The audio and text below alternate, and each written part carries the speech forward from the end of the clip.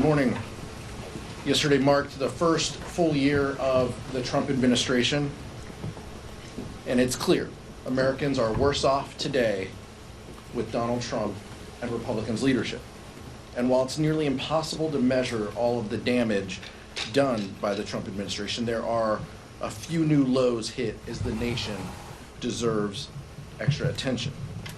In 2025, American families paid $310 more on groceries and $1,625 more overall compared to 2024, thanks to Donald Trump's tariffs.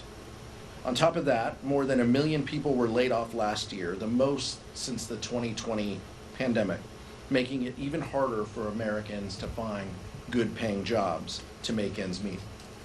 And their signature achievement and their signature legislative accomplishment, what Republicans tout all the time, was the single largest cut to health care in our nation's history, all in order to give corporations already making record profits additional money and permanent tax cuts.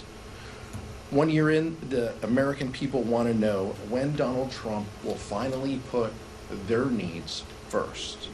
And I wish we could say that the worst was behind us.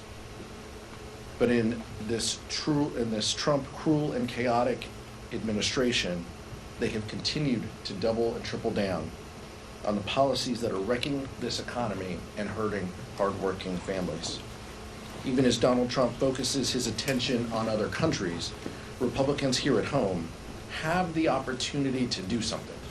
They have an opportunity to lower costs that people face, and they continue to choose not to. Before the Senate right now is an extension of the Affordable Care Act, tax credits. Millions of families rely on this for their health care and will see their premiums skyrocket and have seen their premiums skyrocket as a result of Republican inaction. We won't stop fighting until we get this done. Vice Chair Ted Lieu. Thank you, Chairman Aguilar. Donald Trump has been in office now for a little over a year, and the results are clear. He has made America more expensive, and people are worse off now than they were a year ago. Healthcare costs are up, grocery prices are up, utility costs are up, and what is Donald Trump focused on? Greenland. I am pleased that he did say at Davos that he would not use military force to acquire Greenland. And that's because any order from the president to invade Greenland without congressional authorization would be in legal order. I also had the opportunity to go to Minnesota for the Democratic hearing on the abuses of ICE. And we heard from local law enforcement, we heard from nonprofit organizations, we heard from ordinary Americans, and some of their stories are horrific. ICE has been engaging in what appear to be clear violations of federal law. We heard that there was a detention center where they have an entire section marked U.S. citizens. That is mind-blowing. ICE enforces immigration laws, not laws against U.S. citizens, and yet there are numerous stories of U.S. citizens being detained, being abused, being assaulted. And I want to say this: the American people have the First Amendment right to observe ICE operations. The American people have the First Amendment right to peacefully photograph ICE operations. The American people have the First Amendment right to peacefully film and live stream ICE operations. Donald Trump has sent ICE across the country to try and intimidate people and communities in various states, and the people of Minnesota said, no, we're not going to take it. We will not yield. We will not bend the knee. And every time ICE engages in what appears to be abuse, more Minnesotans show up. Every time ICE and Border Patrol engage in what appear to be unlawful actions, more Minnesotans show up and observe, film, and live stream ICE. And this is so important because the evidence that is being gathered can be used in future years. And while this administration might not prosecute ICE officers or Border Patrol officers for violating federal law, a future administration can do so. The statute of limitations for most federal crimes is 5 years. And so to the people of Minnesota and people across this country, exercise your First Amendment rights. Thank you, Vice Chair Lieu. Questions? Michael? Thank you, Mr. Chair. Hope that the DHS appropriate bill was maybe discussion point in the caucus this morning. Did you come away with a sense of the caucus? Reach a consensus on where members will be on the bill or the position that members will vote their conscience over district? Members are always, their responsibility is to always vote your district. But what we heard from caucus was a presentation from Rosa DeLauro, ranking member of the full committee of appropriations, as well as ranking member Aguilar, the subcommittee ranking member. I can appreciate some of the work that went into the bill, some of the additional pieces that they were able to place in bill language. I also understand that with a continuing resolution, ICE would likely have more flexibility. But what we heard overwhelmingly was our members, and in the last 24 hours, we've heard our members speak loudly that ICE isn't doing enough. These reforms aren't enough. Their lawlessness has to stop. And they are only doing this because they can. They're only doing this because the President of the United States wants to use them to terrorize communities, to terrorize U.S. citizens, as the Vice Chair heard directly last week in Minneapolis, St. Paul, to scare people. There are kids throughout this nation who are not going to school because they're afraid. They're afraid that they're going to get picked up. They're afraid that their family member who is taking them to school will be picked up. That's just wrong. There aren't enough guardrails within this bill. I can still appreciate the work that went into the bill while mentioning that common sense reforms that Democrats put up as amendments and alternatives were roundly rejected. They should not be allowed to detain U.S. citizens, and they are. They should not be able to fire at moving vehicles unless their life is in danger, and they are. That's wrong. The caucus has concerns about it, and I don't think we're going to have true accountability until Democrats are in charge. Our Republican colleagues don't seem willing or able right now to offer the level of oversight and critique of that agency that also, by the way, funds things that we support. TSA, FEMA, those are important. That's important work that the federal government does. It's unfortunate that the behavior of ICE is jeopardizing the Homeland Security bill. I know you were speaking on behalf of the caucus, and have you figured out the responsibility? I shared with the caucus this morning, and the leadership team has shared with the caucus that we'll be voting no unless there are any substantive changes or amendments in the Rules Committee. To answer your question, ICE is out of control. And how do we know that? We now have the extraordinary actions of local law enforcement holding press conferences and issuing statements and doing interviews criticizing ICE. So let me read you what Hennepin County Sheriff DeWanna Witt said. Quote, "I am seeing and hearing about people in Hennepin County stopped, questioned, and harassed solely because of the color of their skin," Witt said. "We cannot let people in our communities think that our local law enforcement leadership is okay with actions that are not only wrong, but illegal." Brooklyn Park Police Chief Mark Bruley in a press conference said, "In an attempt to record the incident, the phone was knocked out of her hands, preventing her from recording it. The officers had their guns drawn, and after the officer became so concerned, they were forced to identify themselves as a Brooklyn Park police officer." So now you have ICE agents going ahead and taking illegal actions against local law enforcement officers. And the American people know ICE is out of control because multiple polls now show that ICE is underwater. Their approval and disapproval ratings have flipped since the beginning of this year. And so we ask ICE and the Department of Homeland Security, you need to follow the law. And if you don't want your officers to be put at more risk, they need to follow the law. Yeah, you mentioned Greenland, and the president studies European NATO allies tariffs was spent on Greenland, including Malcolm and Norway. Will this be an issue for Congress? I sure hope so. I don't know if it's going to be an issue within these bills. Democrats will offer amendments and language to help strengthen this alliance with our European friends and our native allies. We'll see if Republicans are serious about pushing back. against the Trump administration to accept this language. They have not accepted language specific to Greenland in the past. We may have more opportunities to make our voices heard, but right now we want our Republican colleagues to also speak up and to use their voices and to say that they don't support the president's effort to go after and potentially attack a NATO ally. As the vice chair mentioned, he said, Trump said this morning that he wouldn't use force, but that still does not eliminate the threat that our Greenlander friends face. And so that's a concern for all of us. It should be a concern for all Americans that Donald Trump wants to prioritize Greenland and Venezuela over them. He continues to ignore the concerns that Americans have by focusing on these shiny objects that distract him. It's wrong, it hurts the American people, and it hurts from our efforts to truly lower costs that people face. Okay. Thank you. Jack Smith will be testifying before the House Oversight Committee tomorrow. There's a lot of back and forth with Chairman Jordan. It was in the public or private, but now it will be a public hearing tomorrow.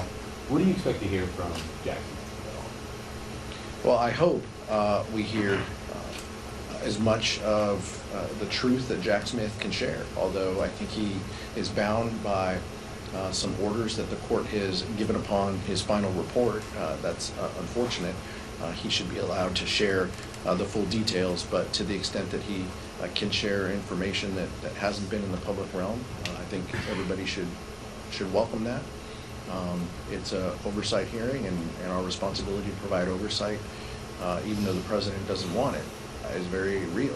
And so I appreciate that the committee is doing this work, and there will be more oversight to come when Democrats control the gavels next year. I'm thrilled the Republican chairman is having Jack Smith testify publicly, because Jack Smith is going to tell the American people all the evidence that he has collected against Donald Trump and why Donald Trump was lawfully indicted and why Donald Trump violated federal law. And the American people are going to hear that, and I encourage everyone to watch. Thank you. Just to clarify on the DHS bill, you had said that you had told the caucus that leadership is going to be a no on it. Will you be whipping against it, or will you be letting members make their own decision? I'm sorry, I want to be more clear. I told the caucus that I was voting no. Other members of leadership also spoke and indicated that they were a no, unless there were substantive changes. I'm not the Democratic whip. Catherine Clark gets to decide that, but we shared our feelings with the caucus. I look forward to the vote tomorrow, and if there are members who have questions, they know how to find Henry Cuellar and Rosa DeLauro. I would imagine that there'll be more conversations on the floor, but ultimately I imagine that members will vote their districts, and they will judge the bill on the substance. Thankfully, to Rosa DeLauro's leadership, this is a bill that is kind of standalone, and you don't have to worry about it being part of defense or transportation housing or the labor health bill. This is truly on its own merits on an up or down vote, and we'll see where Democrats land. But our encouragement to our colleagues is that this bill doesn't do enough. Thank you, Mr. Chair. A recent CBS News poll found that voters say they trust Republicans more than Democrats on immigration by 10 points. Are you at all concerned that Democrats are making wrong decisions in opposing this DHS funding bill, especially when the Republican Party has the advantage on immigration in some of these polls? If we're judging on polls, then I think Republicans are going to feel the sting. I think Donald Trump's rating on immigration, you cited one poll, there's other polls that show him 10 points underwater on this topic, 20 points underwater on the economy. If we're judging by polls alone, then I think Republicans have a problem based on the last 366 days that we've been here. And Donald Trump's ratings and Republicans' support, the Republican rating on these topics continues to crater. So I think the American people are seeing this, and they're judging it, and they're saying we've had enough. And so I think that's a better question for the Republican conference as to whether they're going to change any of their behavior based on where the public is. I think you see the answer. when 17 Republicans support our health care initiative on the floor. Republicans are pushing back against their own leadership because they know they continue to lose on this issue, because they know they are underwater on health care with the American people. They are losing traction on immigration. They are losing traction. They're underwater on the economy, which was the strength of the president's election. All of these issues, the American people are feeling this. And by the way, the American people don't like, look at the poll, look at the crosstabs, they don't like what they're seeing out of ICE. Nobody objected to detaining and deporting violent criminals. We said as Democratic leaders that we supported policies to do that. This is not that. This is rounding up people, scaring people, terrorizing communities. That's what this is about, and that's what Donald Trump continues to do. And the American people will have an opportunity to exercise their First Amendment rights in their communities, and they will have an opportunity to push back against these Republican policies this November, if not sooner. The reason you're seeing the result you showed is very interesting. I'll get to why that is. What we do know is, as the chairman said, poll after poll shows that the Trump administration is underwater on immigration. We know that the president is underwater by 10 points on immigration, according to a recent poll.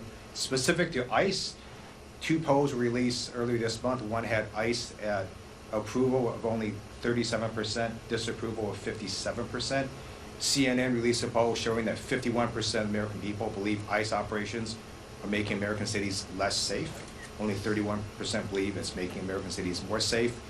The reason you have the result you saw is because it turns out when you look at the crosstabs, Democrats are not as unified behind Democrats in terms of immigration. They actually want to see Democrats do far more on immigration. And that's why you're seeing those results, not because that the overwhelming majority of people don't see that ICE is out of control. And a recent poll that came out showed that 71% of American people, according to YouGov and The Economist, believe the country is out of control. And Donald Trump is at historic lows of only 37% approval. That's what the facts show. Eric, you talk about the appropriations process more broadly and the other mini busts. Do you feel like at the end of the day, DOJ has been rebuffed, or do you have any confidence that Russ Vought will actually spend money to advance research? Well, this is now law. I mean, before they could point to those were Biden-era bills. We're not bound by those. This is now law that will be signed by the President of the United States, presumably, and Republican Senate and House, and adding language that restricts OMB, that offers more guardrails so OMB reports to Congress the actual spend levels that they're undertaking, that they aren't setting a path for a reduction in NIH grants, as you mentioned, by playing gimmicks with a multi-year funding. Those pieces will all now be, law. And so I give credit to Rosa DeLauro. If the administration wants to continue to be lawless, if Russ Vought wants to continue to not follow the law, there isn't language we could carve to require him to do that. What we are doing is working in a bipartisan way to find consensus and to add language that asserts our ability to govern spending here. But I can't help but also say, this is exactly where Democrats told Tom Cole and our Republican colleagues we would end up. 7 months ago, in those appropriations meetings, we said, these bills, this language, these funding levels, they aren't going to fly. Work with us. Let's find a bipartisan solution. And 7 months later, we're here.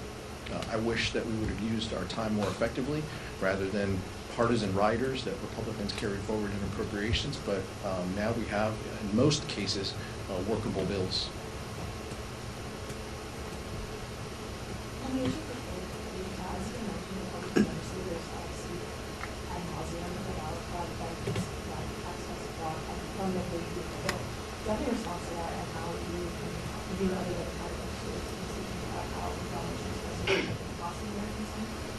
Well, the data, just look at the data. What they are reacting to was getting their butt kicked in elections in November, where Democratic candidates, I was at the swearing in of our former colleague Abigail Spanberger, who became the governor of the Commonwealth of Virginia.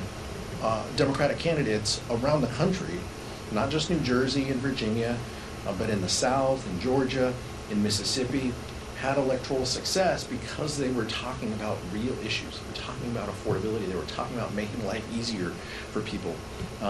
And Republicans see that. And so now they react. But the American people also understand exactly what happened. This is the policy of Donald Trump that they have supported by not pushing back on tariffs. It is only going to get worse when all of the health care cuts and the nutrition cuts come into place around this country. It is going to be hurtful to the American public. They are going to have a tougher time finding health care, finding affordable health care for them and their families as a result of the big ugly bill. And so we're confident that when people fill out their taxes this year, as well as when they use some of these amazing programs, that they're going to see this and they're going to have an ability to exercise their opinion later in November. Going back to Greenland, earlier today, Speaker Johnson was in here and said that thus far he does not believe Trump has exceeded his authority when it comes to tariffs. If he does impose tariffs against NATO allies, is there anything the minority can do in either chamber to reel in the executive branch, as Speaker Johnson said he doesn't feel the need to? Well, I mean, ultimately, the Speaker controls the functions of the House floor. I'm uncertain some days whether Donald Trump is the Speaker or Mike Johnson is the Speaker, but whoever it is controls what happens on the floor. That includes offering privileged resolutions when it comes to use of military force, as well as privileged resolutions pushing back against the tariffs. All of these are tools that we can use in the minority. You also saw us use tools, and we were successful 3 times in the end of the year on discharge petitions. So those are the limited tools that the minority has. We look forward to working in a bipartisan way, as we have been, and as our track record shows, to push back for the American people and to get wins where we can, if it helps lower costs and make people's lives better. The Joint Economic Committee said that 96% of tariffs costs are passed on to the American consumer. So this is how ludicrous Donald Trump's idea is. He's saying, if I don't get my way on Greenland, I'm going to punish American people even more. And how dumb is that, right? By enacting even more tariffs, he's just going to hurt the American consumer even more. So we're asking the president, focus on America, not on Venezuela or Greenland, and focus on reducing costs to Americans instead of jacking them up. Thank you.